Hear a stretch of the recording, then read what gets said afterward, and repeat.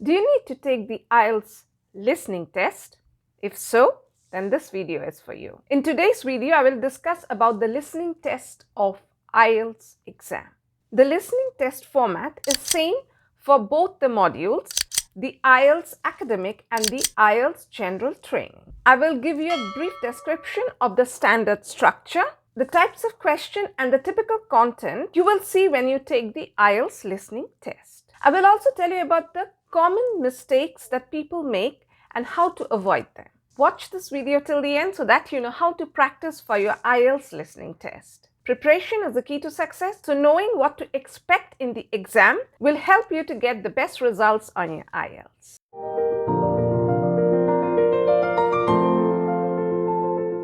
Welcome, I'm Seema from Edufinite. If you have any queries, you can ask me in the comment section. Without much ado, let's delve into the topic. Well, IELTS listening test, let's know about it.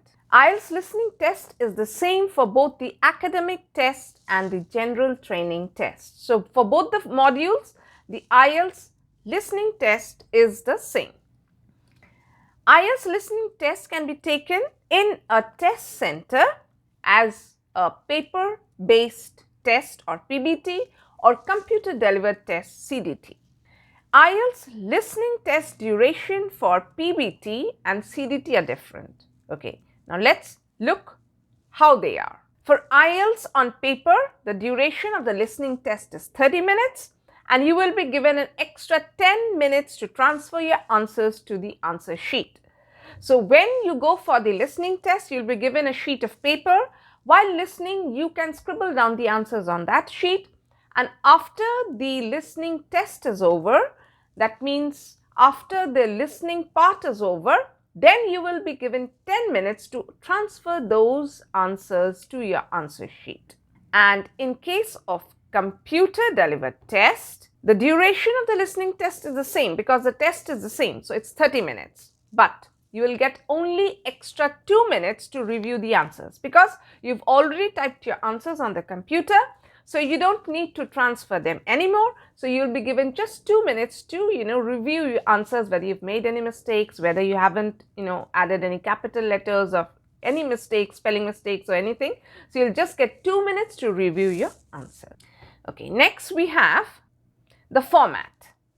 Well, there are 40 questions worth 1 mark each. That means this test is worth 40 marks. Now, all IELTS listening tests are of general interest and it makes no difference what subject you're planning to study or what work you intend to do. So it's not related to that. It's related to some topic of general interest. Now, instruction for each part of the listening tests are given before and after each audio session or each audio recording. And you will have time to prepare for each set of questions because you'll be given the questions beforehand. So you can just go through the questions and keep in mind what the questions are all about and listen carefully and, concentrate and listen so that you don't miss out anything. Now, there are 4 sections of recordings of native English speakers and the difficulty level increases as the test progresses. So, section 4 is the most difficult one. Next you have to listen to each section carefully and then write your answers to a series of questions that are so designed that the answers appear in order they are heard in the audio.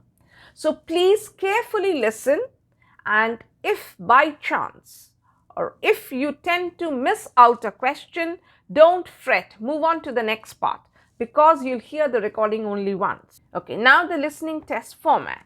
The section 1, it's often a telephone conversation between 2 people set in a everyday social context. Example, a conversation for renting an apartment. Maybe you're on the telephone line, you're hearing 2 persons speak, the person who's wanting to rent the apartment and the person who is, on the leasing office. So the leasing officer will be talking to someone and giving the information about the apartment. Or it can be about booking a table at a restaurant or, decisions on a night out. So it can be any general topic in a social context. It's an everyday situation regarding which you will hear conversation between two people. And in section 2, it's a monologue set in everyday social context. Example, speech about the information of a building. It can be monologue of a tour guide giving information about some building or about some heritage structure. And it can be talk about some arrangements to be made for meals during a conference. It can be about anything social. So the first 2 sections are generally concerned with the social needs or everyday situation. In section 3, it's a conversation between 3 or 4 speakers set in an educational or training context. Example, a group of students planning a research project or 2 students talking to a professor about an assignment. So you have to have the ability to understand which voice is whose and what they are saying. You have to concentrate very, very much when you are giving your listening test, because you'll have to listen, you'll have to read as well as write the answers. So you are doing 3 things simultaneously. So you have to concentrate. Since you'll be doing multitasking, that means listening, reading the questions, understanding, focusing and getting the answers as well as writing them down. So you have to have your concentration at its best. Now, section 4, it's a monologue on an academic subject. Example, a university talk or lecture. So the final, that means the last section 3 and section 4 are concerned or related more closely to educational or training contexts. So first 2 are social and the last 2 are more educational or training context related topics. Next, we have the types of questions that are asked. The types of questions that you have to attempt are multiple choice. So this type of question will be followed by 3 possible answers, and you must choose the correct option from either A, B or C. And sometimes, of course, in multiple choices, you have a longer list and you may have to choose more than one answer. So that option is also there. Next, you have matching. In this type of questions, you have to match a number of listed items from listening to the test to a set of options on the question paper. Next is the plan, map, diagram labeling. This type of questions, you have to complete labels of a plan. That means of a building, they'll give you a plan of a building. Maybe a librarian is introducing the new students and then she's, giving them the idea how the library is about, and then she'll tell them to open the map, and then she'll give the description like you go straight ahead and then turn left and then turn right. On the left you have this section and then on the opposite you have this section. So the sense of direction you should be able to understand and then, label your map accordingly. Map or plan or whatever you've got, diagram accordingly. Next, you have sentence completion. So in this type of questions, you'll have to listen carefully and gather the key information needed to complete the given sentence within the given word limit. So word limit is very important in IELTS. If you exceed the word limit, they're not going to give any marks for that. They're not going to deduct marks, but they're not going to give you any marks. So you lose the point if you write more than the number of words they have asked for. Next, you have short answers. In this type of question, you have to read a question and then write a short answer using information from the listening text. Word limit should be followed.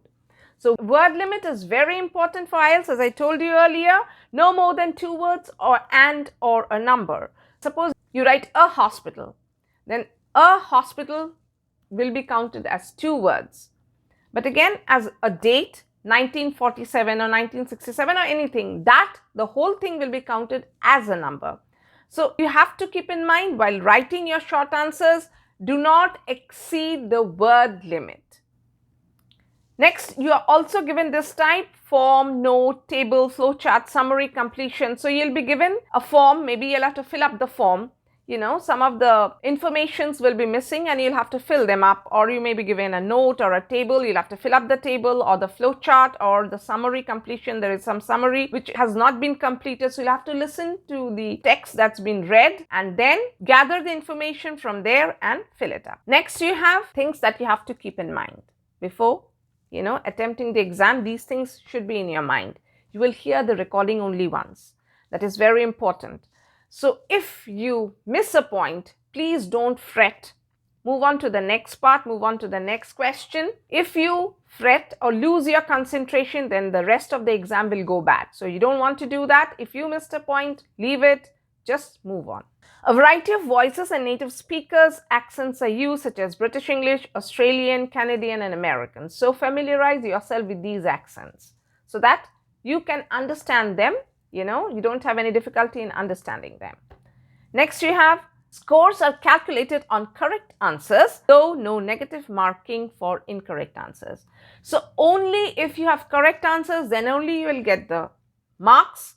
But of course, there is no negative marking. So if you write any wrong answers, there will be no negative marking, so your marks won't be deducted. But please remember, grammatical mistakes, spelling mistakes, or if proper nouns are written without capital letters, marks will be deducted. You won't get the marks. So you have to be very vigilant. You'll have to be very careful about all these things. Incorrect spellings and grammatical errors mark answers wrong, as I told you. Similarly, proper nouns without capital letters are marked wrong. So these things you have to keep in mind. Now, things that need to be done. So first thing that you need to do is, after you enter the center, once you're given the question paper, calmly read questions first before you listen to the recording. So don't start listening to the recording, because once you start listening to the recording, there is no stopping.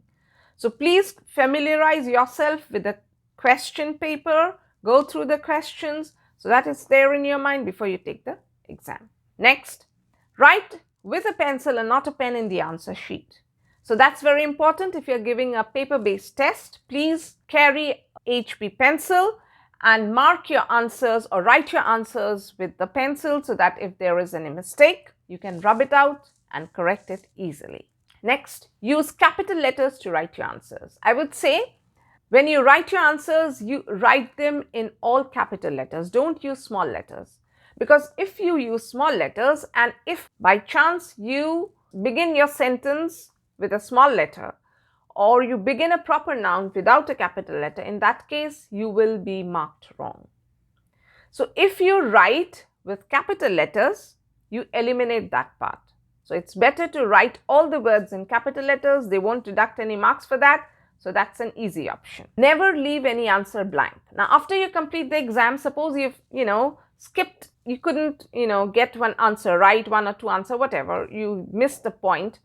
So try a guesswork, because there is no negative marking.